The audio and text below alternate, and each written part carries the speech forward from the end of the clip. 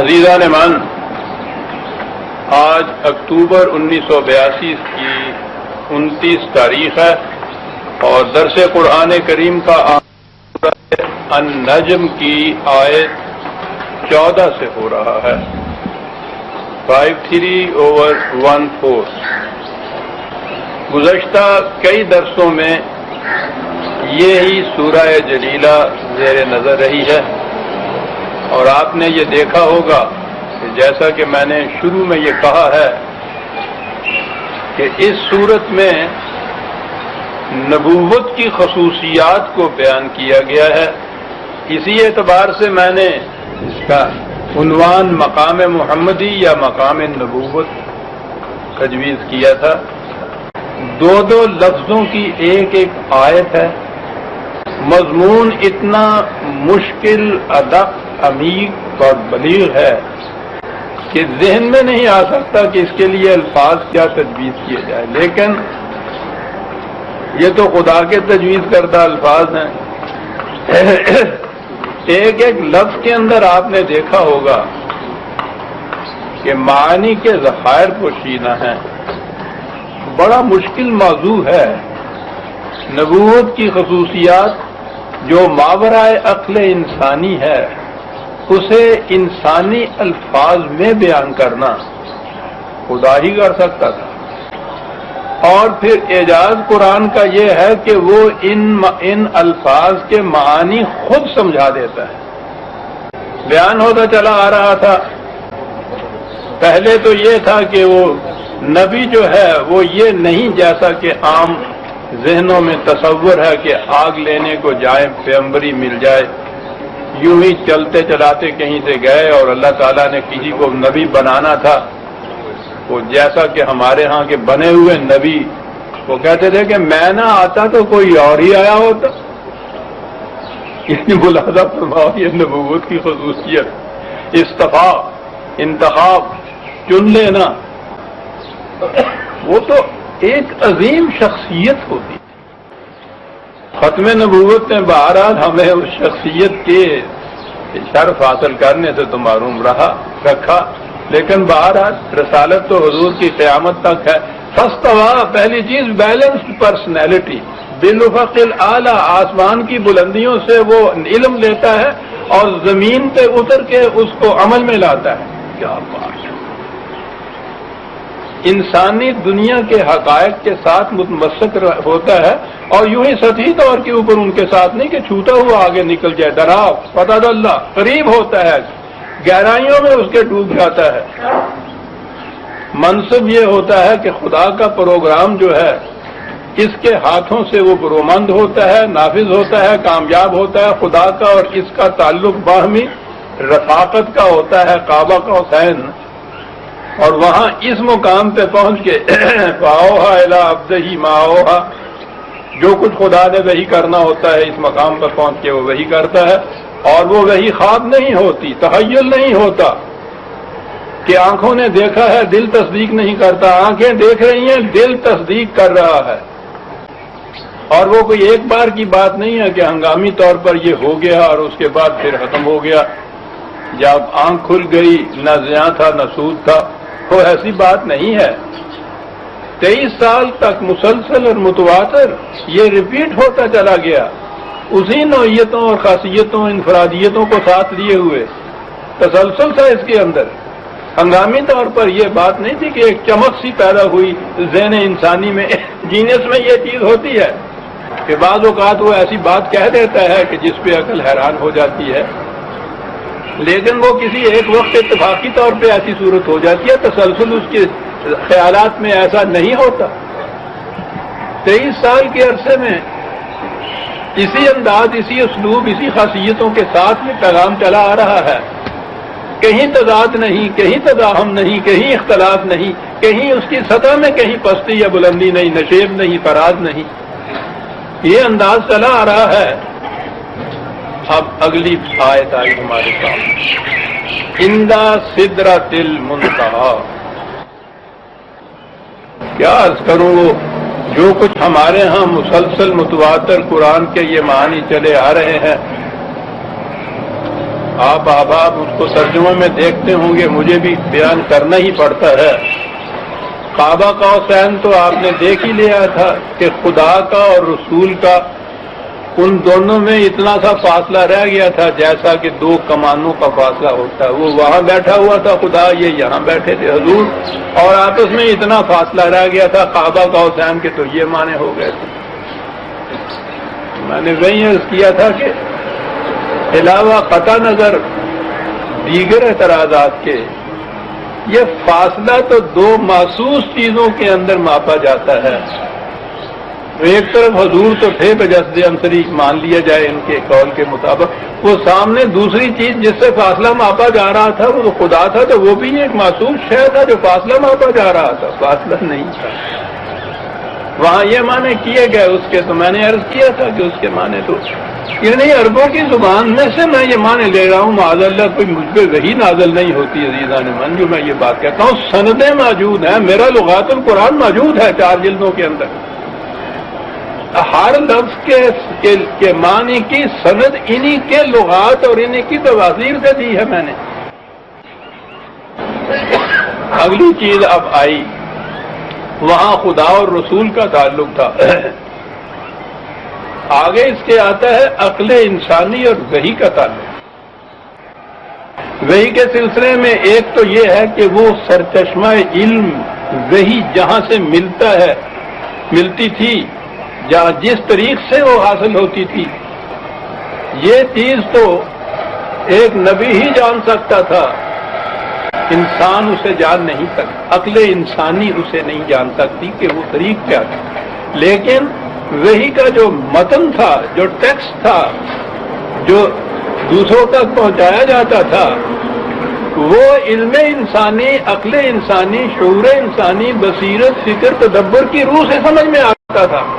یعنی اس کا جو چشمہ ہے، کہاں سے ملتا ہے، کیسے ملتا ہے، کیا طریق ہے، وہاں تو عقل انسانی حیرت میں رہ جاتی، اور اس وحی کو سمجھا جا سکتا تھا، اور سمجھنے کے بعد اس پہ عمل کیا جا سکتا تھا۔ عمل کا نتیجہ یہ تھا کہ یہ زندگی بھی جنت کی زندگی بن جاتی تھی، اور اخروی زندگی تو جنت کی ہے ہی۔ یہ تھا جو موضوع نظر آتا۔ جہاں یہ کہا تھا فَأَوْحَىٰ إِلَىٰ عَبْدِهِ مَا أَوْحَىٰ، خدا نے وحی کیا اپنے بندے کی طرف جو کچھ کہ وحی اس کو کرنا تھا، یہ تو وحی کیا گیا، سارا قرآن وحی ہوا۔ وہی بات کہ وحی کا سرچشمہ یا طریق جو تھا یہ کیا تھا، اسے عقل انسانی نہیں جان پہچان سکتا۔ یہاں کھڑے ہونے کے بعد عقل کے حصے میں حیرت کے سوا کچھ نہیں آتا، انسانی نگاہ وہاں چکا چوند ہو جاتی ہے، نہیں سمجھ سکتی، اس لیے کہ انسان کے نزدیک جو علم کے ذرائع ہیں وہ سارے ہی محسوس ذرائع ہیں، یا کسی استاد سے پڑھے گا، یا کسی کتاب سے پڑھے گا، یا کسی سے سنے گا، یا سوچے گا، خود اپنی فکر ہوگی، یہ ساری چیزیں محسوسات کی ہیں۔ وحی ایک ایسا علم ہے کہ جو اس صاحب وحی کی فکر کا نتیجہ نہیں، کسی استاد سے نہیں پڑھا، کسی کتاب میں نہیں پڑھا، کسی سے سنا نہیں ہے، براہ راست خارج سے آبجیکٹولی وہ علم اس کو حاصل ہو رہا ہے، جس علم کی مثال لانے سے ساری دنیا کے انسان عاجز اور قاصر رہ جاتے ہیں۔ یہ تو ایک عجیب قسم کا فنامنا تھا علم انسانی کا یہ ذریعہ جو ہے عقل انسانی کے بس کی بات نہیں ہے، وہ سمجھ نہیں سکتی کہ اس طریق سے علم کیسے حاصل ہو سکتا ہے۔ یہ وہ مقام ہے کہ جہاں عقل انسانی کے لیے تحیر کے سوا کوئی شے نہیں، حیرت کے سوا کوئی شے نہیں، اور عزیزان مان الفاظ ہیں عندہ سدرۃ المنتہا۔ ترجموں میں آپ تفسیروں میں دیکھیں گے تو لکھا ہوگا کہ وہاں ایک بیری کا درخت تھا، اور بہت بڑا درخت ہے۔ معراج کی بات ہو رہی ہے نا اس آیت کی، خدا اور رسول کے درمیان دو کمانوں کا فاصلہ تھا، اور وہاں ایک بیری کا درخت، یہ اس کی نشانی بتائی گئی۔ میں کیا عرض کروں، عربوں کے ہاں گرمی کے موسم میں صحرا میں تنہا وہ کھڑا ہے سفر کرنے والا، سخت تمازت ہے، گولوں کی لپٹیں ہیں، شعلے اٹھ رہے ہیں صحرا سے دور دور تک۔ ہم نے تو کبھی صحرا میں گرمی دیکھی نہیں ہے، فضا ساری لپکتی کانپتی نظر آتی ہے، اس کے اندر لہریں اٹھتی نظر آتی ہیں، اس کے اندر ہوش گم ہو جاتا ہے، انسان کی آنکھ جو ہے عاجز آ جاتی، صاف دکھائی نہیں دیتا، چکا چوند ہو جاتی، وہاں مبہوت کھڑا ہو جاتا ہے انسان، حیرت کے سوا کچھ نہیں ہوتا، تحیر ہوتا ہے۔ عربی زبان میں یہ سدرہ انتہائی تحیر اور حیرت کو کہتے تھے کہ یہ وہ مقام تھا کہ جہاں عقل انسانی کے میں انتہائی تحیر اور حیرت اور تشتر کے سوا کچھ نہیں آتا تھا، اور وہاں یہ نبی کھڑا تھا، ما زاغ البصر، اس کی نگاہ میں ذرا سی بھی جھٹکی پیدا نہیں ہوئی تھی۔ کیا عرض کروں، کیا کچھ کہہ جاتا ہے انسان، سدرہ بھی منتہا، حیرت انتہائی حیرت۔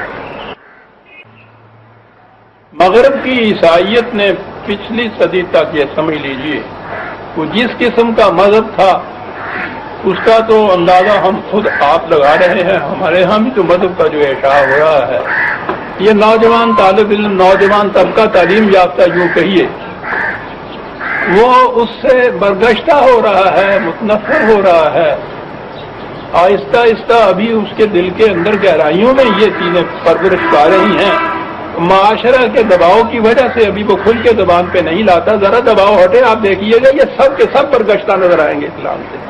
عیسائیت کے ساتھ یہی ہوا یورپ کے اندر، وہ منکر ہو گئے، وہی کا انکار انہوں نے کر دیا، انہوں نے کہا ہم اس ذریعہ علم کو مانتے ہی نہیں۔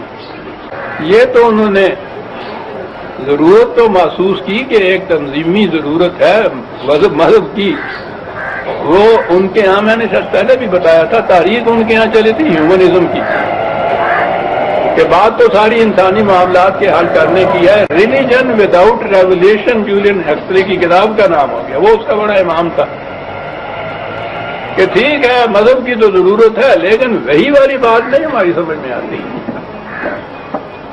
وہ خالص عقل کی روح سے یہ چاہتے تھے معاملات کا حل، وہ رد عمل تھا اس مذہب کا جو وہاں عیسائیت نے ان کے سامنے پیش کیا تھا۔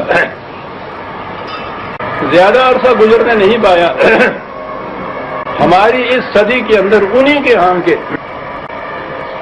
مذہب پرست طبقہ کا ذکر بھی میں کر رہا ہوں، بڑے بڑے سائنسسٹ، بڑے بڑے فلاسفر، بڑے بڑے مورخ، وہ خود اس مقام پہ پہنچے ہیں کہ تنہا عقل انسانی کے ذریعے انسانی معاملات کا حل نہیں مل سکتا،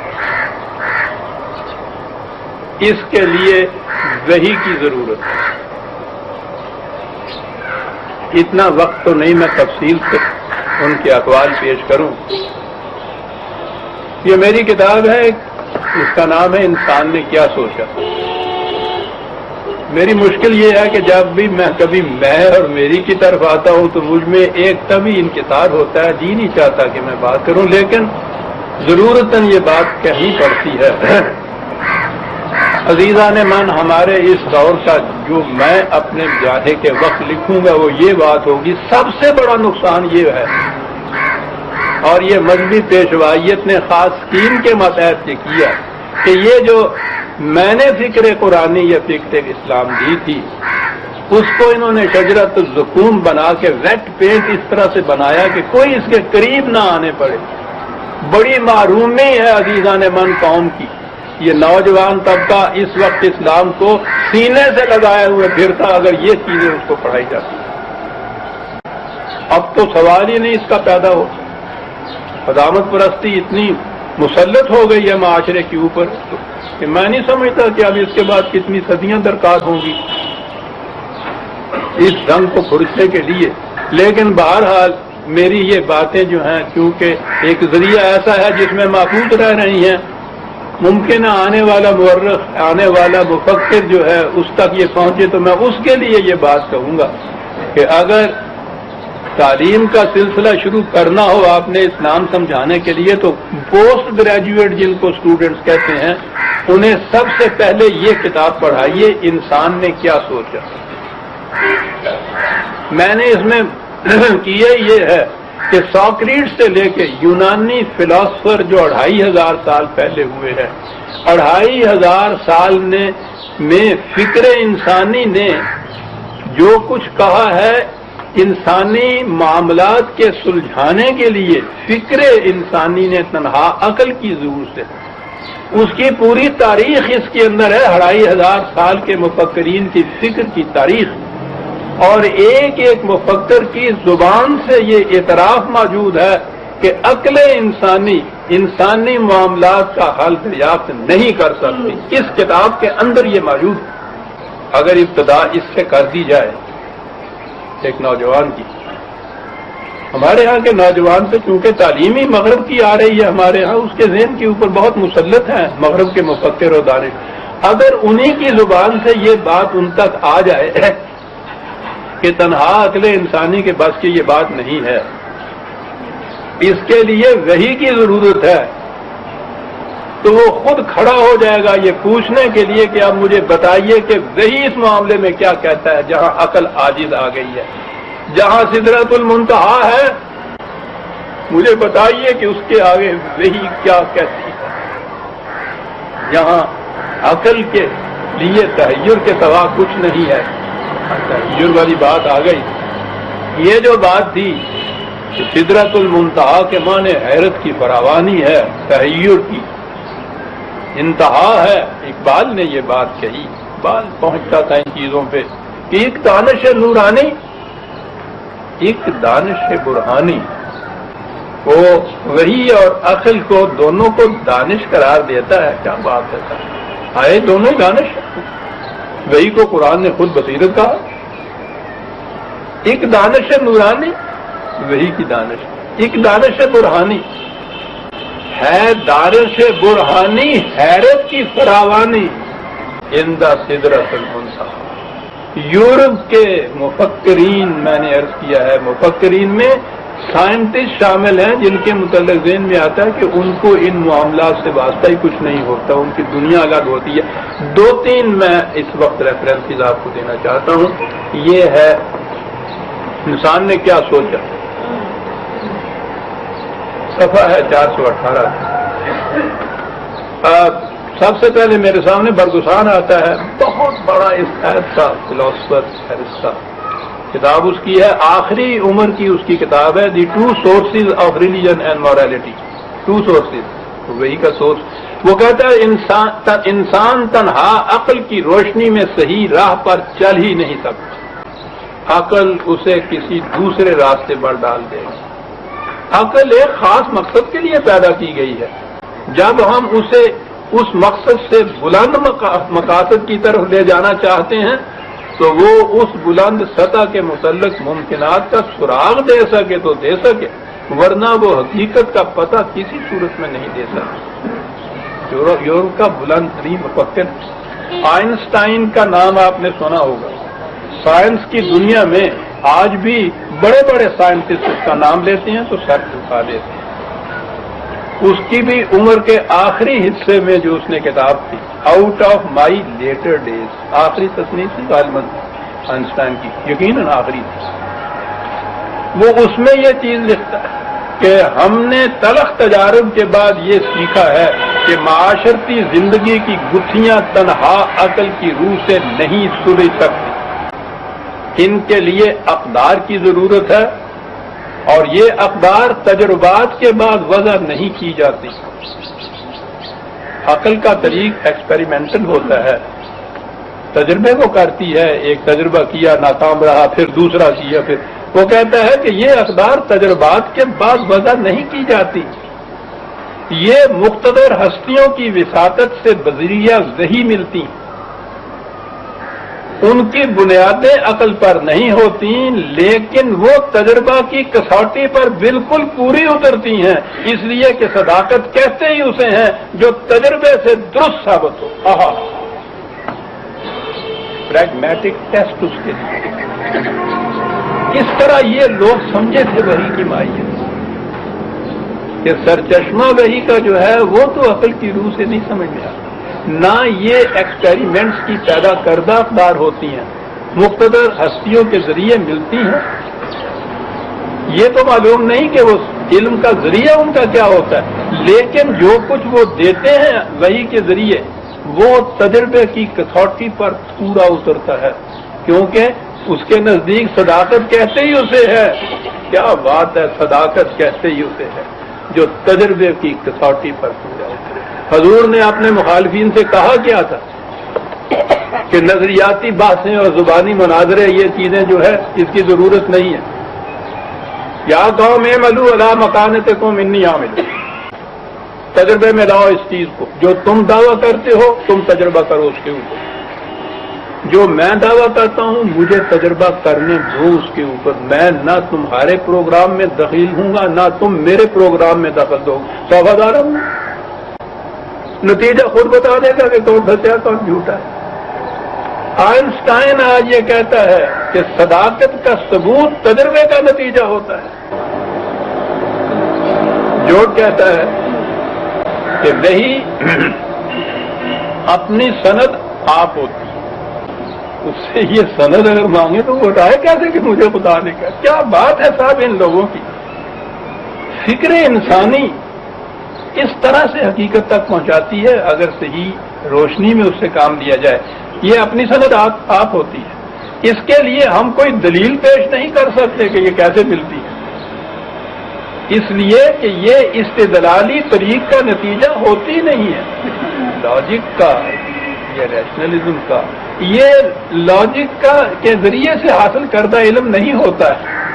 یہ ہو سکتا ہے کہ ہم بعد میں وحی کی تائید میں عقلی دلائل پیش کر دیں۔ ادو اللہ علی بصیرۃ انا ومن اتبعنی، ہم جو تمہیں خدا کی طرف دعوت دیتے ہیں تو علی وجہ البصیرت عقل کی روح سے دعوت دیتے ہیں، میں بھی ایسا کرتا ہوں، میرے متبعین بھی ایسا ہی کریں گے۔ یہ ہو سکتا ہے کہ ہم بعد میں وحی کی تائید میں عقلی دلائل پیش کر دیں، لیکن جس طریق سے وحی حاصل ہوتی ہے وہ استدلالی نہیں ہوتا۔ عزیزان من، یورپ کا ایک مورخ یہ وحی کے متعلق یہ چیز آپ سے یہ کہہ رہا ہے جو قرآن 1400 سال پیشتر جس نے یہ بات کہی کہ یہ ملتی کس طرح ہے، اس طریق کا تو آپ کو پتہ نہیں۔ وہاں پہنچ کے اگر آپ دریافت کرنا چاہیں گے، قرید کرنا چاہیں گے، تلاش کرنا چاہیں گے تو یہ سدرۃ المنتہا کا مقام ہے، عقل کے حصے میں وہاں تحیر کے سوا کچھ نہیں آئے گا، نہیں معلوم ہو سکے گا۔ جس طریق سے وہی حاصل ہوتی ہے وہ استدلالی نہیں ہوتی۔ اور فرمایا آپ میں وقت کی تنگی کی وجہ سے انہی پر اکتفا کرتا ہوں۔ ذوق ہو، تجسس ہو، آپ کا معلومات ہے، نہیں کہتے کتاب ملتی ہے، موجود ہے، یہ عجیب و غریب چیز ہے۔ اس میں آپ دیکھیں گے کہ علم انسانی کے جتنے بھی مختلف شعبے ہیں، ایک ایک شعبے کے متعلق اس شعبے کی جو اتھارٹیز مانی جاتی ہیں علم کی دنیا میں آج، ان کے اپنے اقوال سے، ان کی تحریروں سے یہ چیز اس میں بتائی گئی ہے کہ وہ قائل ہیں اس کے کہ انسانی معاملات کا حل تنہا عقل کی روح سے نہیں ہو سکتا، وحی کی ضرورت ہے۔ وحی ملتی کیسے ہے یہ ہم عقل کے ذریعے سے معلوم نہیں کر سکتے، وحی پہ تجربہ کرنے کے بعد اس کی صداقت کا ثبوت مل سکتا ہے۔ ساری کتاب اس موضوع پہ ہے، 2500 سال کی فکر کی داستان ہے۔ عند سدرۃ المنتہا، میں جو عرض کیا کرتا ہوں کہ یہ قرآن آپ کو مروجہ ترجموں سے سمجھ میں نہیں آئے گا، ترجموں کے اوپر یہ تفسیریں مبنی۔ آپ فرمائیے کہ جہاں یہ بتایا جائے کہ حضور تشریف لے گئے عرش مولا پہ، وہاں اللہ تعالیٰ سامنے تھے، ادھر حضور بیٹھے تھے، درمیان میں فاصلہ ہم دونوں کا 2 کمانوں کا تھا، اور اس مقام پر ایک بیری کا بہت بڑا درخت تھا۔ آپ سوچئے، میں نہیں تنقید کچھ کرتا، آپ سوچئے، پوچھئے ایک نوجوان سے کہ یہ کچھ جو اسے بتایا جائے، پاؤہا الا، اور یہاں پہنچنے کے بعد وہی ہوتی تھی، جو آمنے سامنے بیٹھے ہوئے تھے، وہ نوجوان کیا کہے گا اس کے متعلق؟ خدا نہ کردہ یہ نہیں کہ میں کوئی غلط بات پیش کر کے اس کی کنوکشن یا اس کا اطمینان چاہتا ہوں، میں تو یہ کہہ رہا ہوں کہ وہ قرآن کو قرآن کی روح سے پیش کیجئے اور پھر اسے پوچھئے، پھر وہ بتائے گا کہ سدرۃ المنتہا جو کہا ہے قرآن نے، حیرت کی فراوان، تحیر کی فراوان، نگاہ میں خیرگی پیدا ہو جائے وہاں۔ اور وہ میں نے عرض کیا ہے نا کہ یہ زبان عربوں کی عجیب و غریب تھی، وہ جو محسوس مشاہدات تھے ان سے کچھ نتیجہ اخذ کر کے ایک لفظ اس کے لیے قائم کیا کرتے تھے۔ اب یہ جو منظر ہے کہ سخت گرمی کا موسم، صحرا کے کنارے پہ مسافر کھڑا ہے، دوپہر کا وقت ہے، چلچلاتی دھوپ ہے، لہریں اٹھ رہی ہیں، شعلے اٹھ رہے ہیں تمازج کے، گرمی کے، آفتاب کے، دور دور تک صحرا کی ریت ہی ریت ہے۔ وہاں انسان کی آنکھ پہ جو بیتتی ہے، جو گزرتی ہے، اسے وہ سدرا کہتے ہیں، ایسے شخص کو صادر کہتے ہیں جس کی یہ کیفیت پیدا ہو جائے۔ یہ جو کیفیت ہے، اب قرآن آپ دیکھیے ان کی زبان میں نازل ہوا ہے، حیرت کے لیے اور بھی 20 الفاظ ہوں گے ان کے ہاں، اور ہیں، وہ تو اتنی وسیع زبان ہے، ایک ایک لفظ کے لیے ہزاروں الفاظ ایک ایک شے کے لیے ان کے پاس ہوتے تھے، اور بھی ہو سکتے تھے۔ قرآن نے یہ چیز کیوں سنی کہ ان میں سے ہر شخص جانتا تھا کہ ایسے مقام پہ انسانی نگاہ پہ کیا بیتتی ہے اور وہ کیسے ہوتی۔ ایسے صحراؤں کے اندر یہ چھوٹے چھوٹے جھڑ بیری کے درخت بھی ہوتے ہیں، یہ چھوٹے چھوٹے پودے۔ تو لغت میں یہ بھی ہے کہ ایسے مقام پر کوئی اور درخت اس قسم کا نہیں، جھڑ بیریوں کے درخت ایسے صحرا کے اندر کہیں نظر آتے۔ اب انہوں نے وہ معنی تو دے دی کہ وہاں بیری کا درخت ہے، اور عرب جس معنی کے اندر یہ سدرا یا قادرتن استعمال کرتے تھے ان کے لغت کے اندر موجود ہے۔ میں نے یہ میرے لغت کی کتاب ہے، اس میں دیکھیے میں نے اس کی ساری ریفرنسز دی ہوئی، بلند ترین لغویین جو اہل یہ لغت کے مصنف کتابیں ہیں، انہوں نے کہا ہے کہ بنیادی طور پر اس لفظ کے معنی حیرت اور اضطراب کے۔ سوال یہ پیدا ہوا کہ جہاں اس طرح سے انسان کی عقل گم ہو جائے، حیرت ہی حیرت ہو، تو اس سے فائدہ کیا پہنچے گا انسان؟ اپنی دنیا میں تو اس نے علم اور عقل اور بصیرت کی روح سے ہی سب کچھ طے کرنا ہے۔ کہا کہ یہ وحی کے سرچشمے کے متعلق ہم کہہ رہے ہیں، اس وحی کی روح سے اگر اس کو عقل کی روح سے سمجھا جائے اور پھر اس کو عملی دنیا میں لایا جائے تو اس وحی کا نتیجہ کیا ہوگا؟ انتہا جنت المالا، اس کے پاس ہی تو جنت پڑی ہوئی ہے۔ عقل کی و عرفت کی اس مقام پر ایک دیوانے کا خواب نہیں ہوتا نہ، عملی دنیا میں لاؤ۔ ہم کہا، ہم نے تو بتایا یہ ہے کہ سرچشمہ اور جو طریق ہے اس کے متعلق تم نہیں سمجھ سکتے وحی کو، تو وحی کی روح سے تو ساری آپ کی دنیا، آپ کی کائنات، آپ کا نظام، آپ کی زندگی، اس نے تو اسی کے روح سے مرتب ہونا ہے۔ وہ سب کچھ ہوگا، عقل کی روح سے ہوگا، علم کی روح سے ہوگا۔ اس وحی کے مطابق یہ کچھ کرو گے تو وہ اس کے بعد لگا اندہ جنت الماوا، جنت ہے نہایت آرام کا رہنے کا ٹھکانہ۔ بات دوسری طرف نکل جائے گی، جنت کی خصوصیت کیا ہے؟ لا خوف علیہم ولا هم یحزنون، اس میں کسی کو کسی قسم کا خوف نہیں ہوگا، حزن نہیں ہوگا، دل کی افسردگی نہیں ہوگی، خطرہ کوئی نہیں ہوگا، خوف نہیں ہوگا۔ جنت الماوا اذ یکش سدرۃ ما یکشا، جہاں حیرت ہی حیرت، تحیر ہی تحیر چھایا ہوا تھا، محیط تھا۔ کیا بات ہے اس منظر کی، قرآن کو اگر اس نقطۂ نگاہ سے بھی دیکھا جسے محاکاتی انداز کہتے ہیں کہ وہ تناظر کس قسم کے پیش کرتا ہے، وہ سدرۃ المنتہا کہہ دیا وہی ایک بڑی چیز تھی، انتہائی درجے کی قطعی، اور کہا نہیں اور آگے بات کرتے ہیں۔ اور آپ دیکھیے گا اگلا لفظ جب آئے گا تو پھر نظر آئے گا کہ مقام نبوت کتنا ابھر کر سامنے آتا ہے۔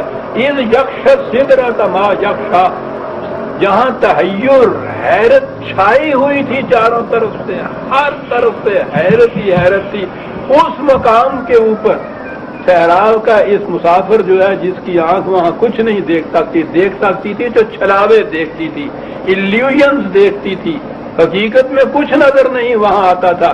اس مقام پہ کھڑے ہوئے نبی کی کیفیت ما زاغ البصر، اس کی آنکھ اپنے نقطے سے ذرا ادھر ادھر نہیں ہٹی۔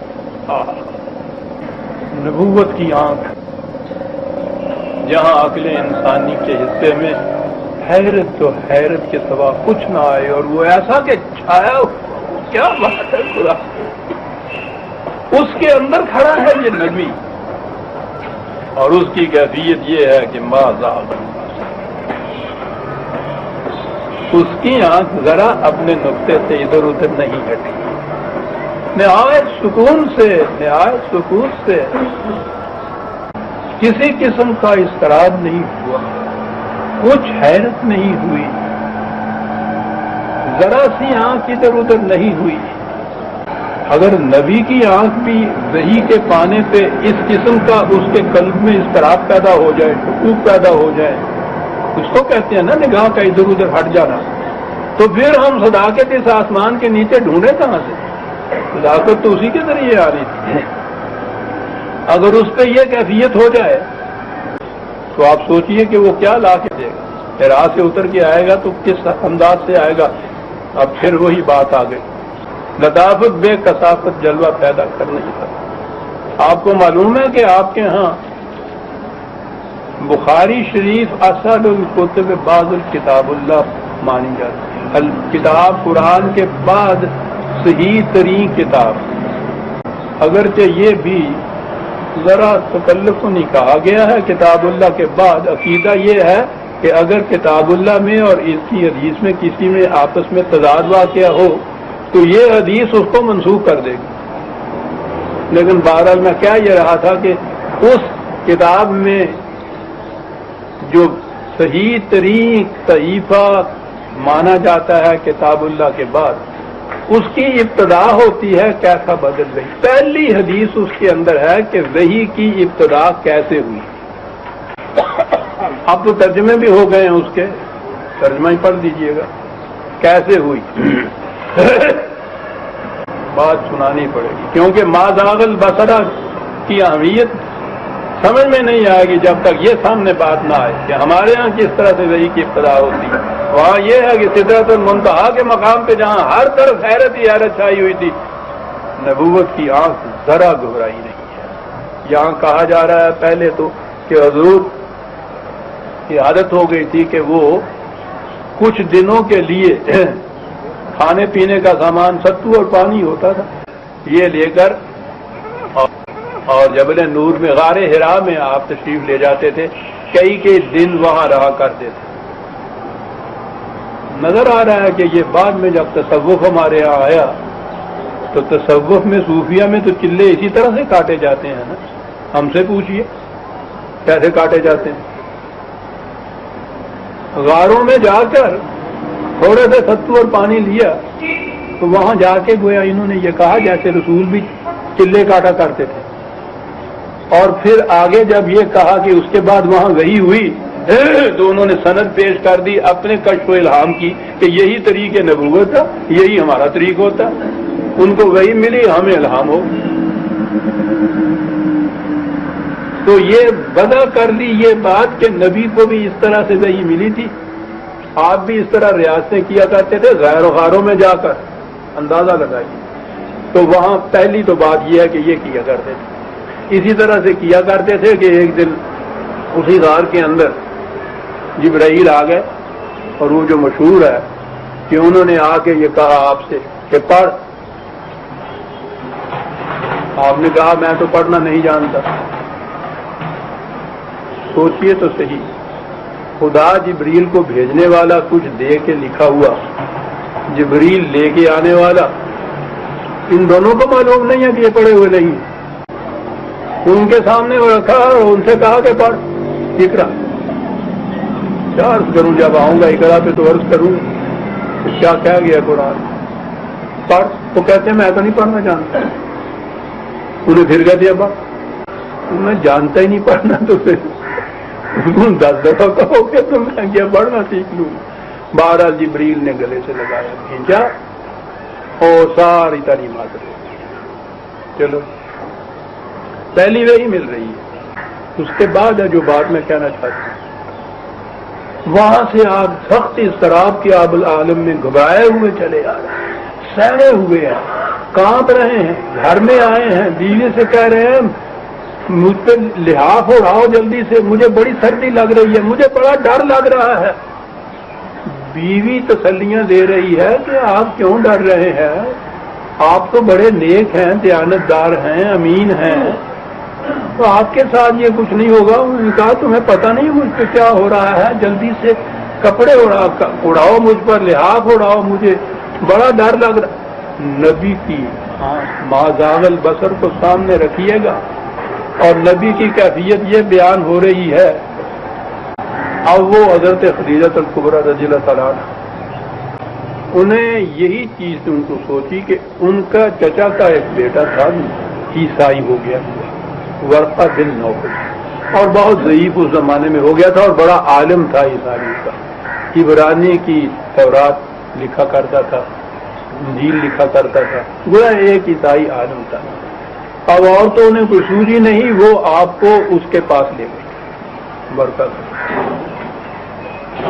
وہاں جا کے آپ نے یہ قصہ سنایا تو ورقہ نے کہا کہ آپ یہ ڈر رہے ہیں، سہم رہے ہیں، یہ تو وہی جبریل ہے جو پہلے نبیوں پہ آیا کرتا تھا، تم تو نبی ہونے والے ہو۔ اچھا جی، معاذ اللہ معاذ اللہ، وہ عیسائی عالم یہ بتا۔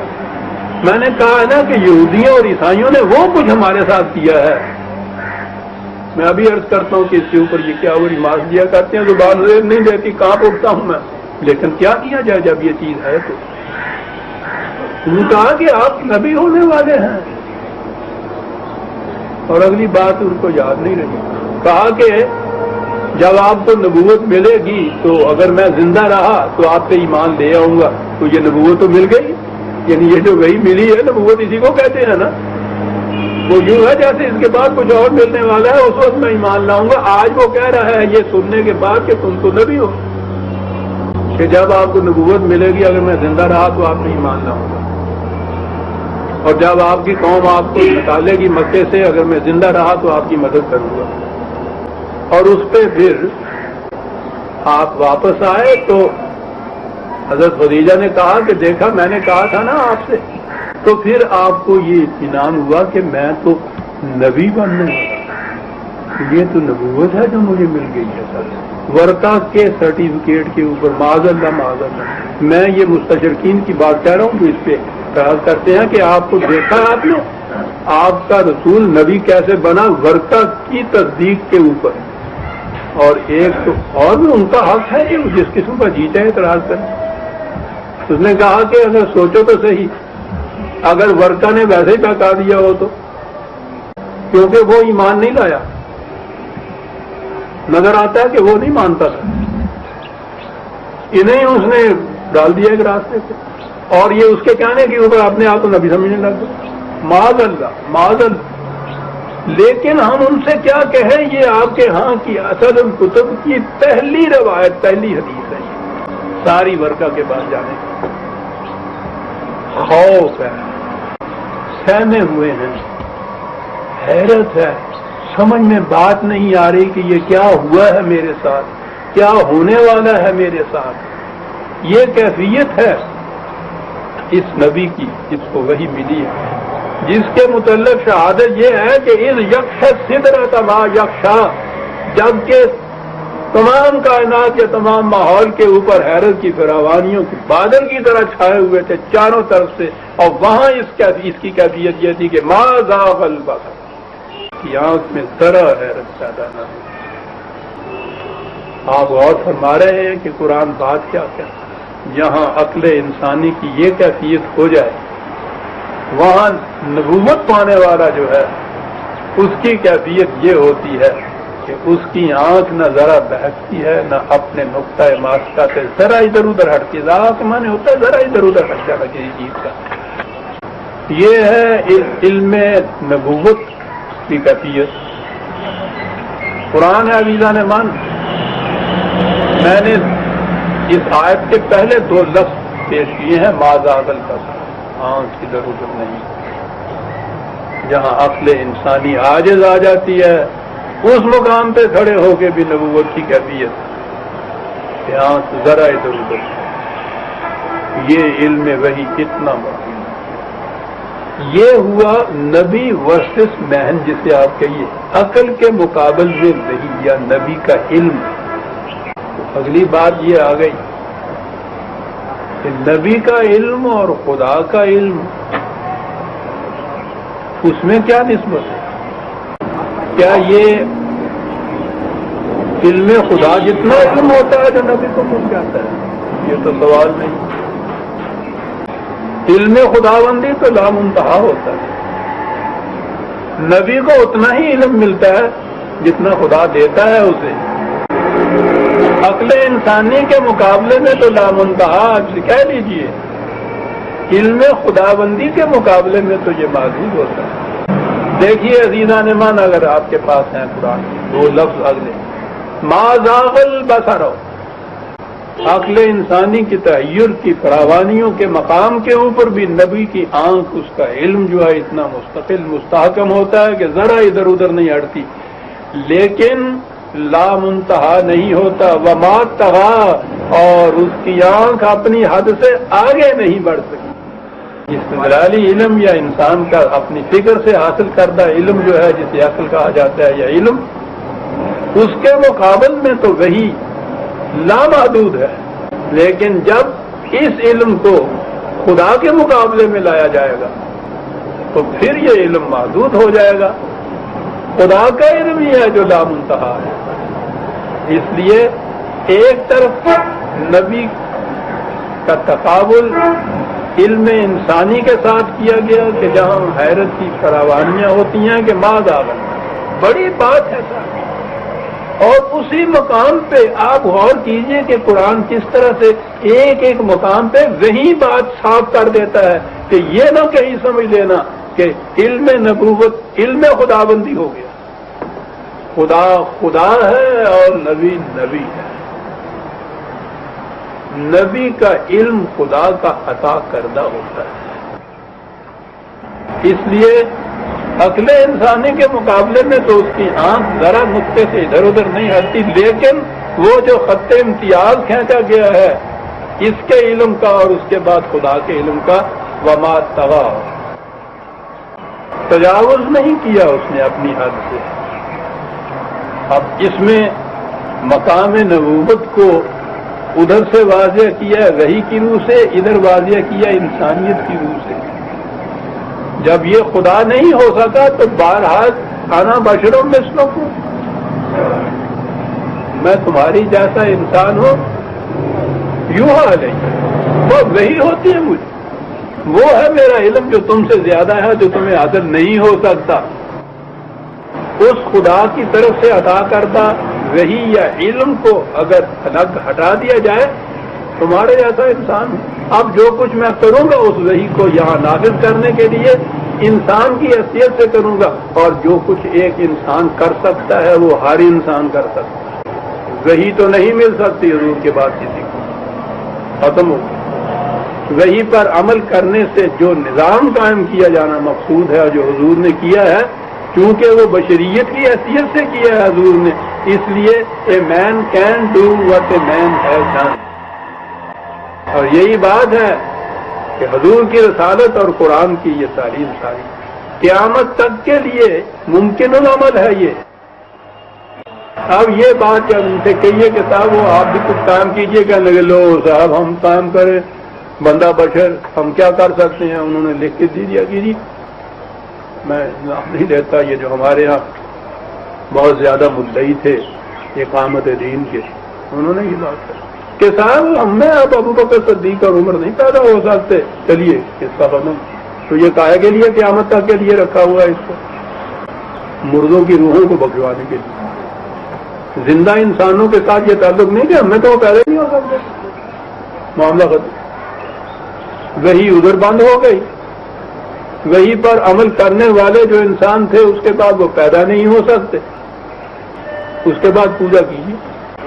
علم نبوت کے متعلق عقل کے مقابلے میں یہ کیفیت، خدا کے علم کے مقابلے میں یہ کیفیت، اور بشریت ساتھ ساتھ رسول اعلان کیے چلا جا رہا ہے کہ اس پر عمل کرنا جو ہے وہ انسانوں کے لیے۔ اسی لیے قرآن نے یہ کہہ دیا کہ کل کو اگر وما محمد الا رسول قد خلت من قبلہ، کیا بات ہے کہ سن رکھو محمد بجوزین اس کے خدا کا ایک ساتھ بھیجا ہوا رسول ہے، اس سے پہلے اس قسم کے رسول کئی آئے اور اپنا اپنا پروگرام پورا کر کے چلے گئے۔ کل کو اگر اس کو بھی موت آ جائے یا قتل ہی کر دیا جائے تو تم یہ کہو گے کہ بس یہ معاملہ تو اس شخص کے ساتھ تھا، یہ چلا گیا، معاملہ ختم ہو گیا، تو کیا تم پھر اپنے پچھلے پاؤں لوٹ جاؤ گے؟ آج یہ کہنے والے جو ہیں کہ صاحب نبوت تو ختم ہو گئی، اور اس کے بعد بھی جو اس کو قائم کرنے والے حضور کے رفقا تھے صدیق اور عمر رضی اللہ تعالیٰ عنہ، تو وہ ان جیسے پیدا ہی نہیں ہو سکتے، تو جو معاملہ تو ختم ہو گیا پھر وہ تو وہی بات ہوگی جو قرآن نے کہی تھی کہ اس کے بعد تم یہ کہو گے کہ اب تو کوئی اس کو قائم ہی نہیں کر سکتا، تو اس لیے ہم اپنے نظام کوہن کی طرف لوٹ جائیں، تو کیا یہ کرو گے؟ اس کے بعد یہ ہے کہ یہ کرو گے تو اپنا ہی نقصان کچھ کرو گے، خدا کا کچھ نہیں بگاڑ سکتے۔ ماتا یہ سارا کچھ عزیزہ نے چند منٹ بعد کیا، یہ کاہے کے لیے سب کچھ کیا، اس مقام کے اوپر نبی کا پہنچنا، اس قسم کا علم حاصل ہونا، یہ کیفیت وحی کی ہونا، یہ سارا کچھ کاہے کے لیے؟ لقد رآ من آیات ربہ الکبریٰ، یہ سب اس لیے ہوا۔ اب اس کا بھی معنی ہو کہ خدا کی بلند ترین آیات جو ہے اس کو وہ دیکھے۔ اس کے بعد میں آج کی تفسیر میں تو یہ ہو گیا نا کہ اس کے بعد پھر آپ جنت کی طرف گئے، وہ جنت کی تفاصیل دیکھی، پھر جہنم کی طرف گئے، وہاں دیکھا سب کچھ، کیا دیکھا جہنم میں؟ یہ حدیث ہے، حضور نے فرمایا کہ جہنم میں میں نے دیکھا تو اکثریت اور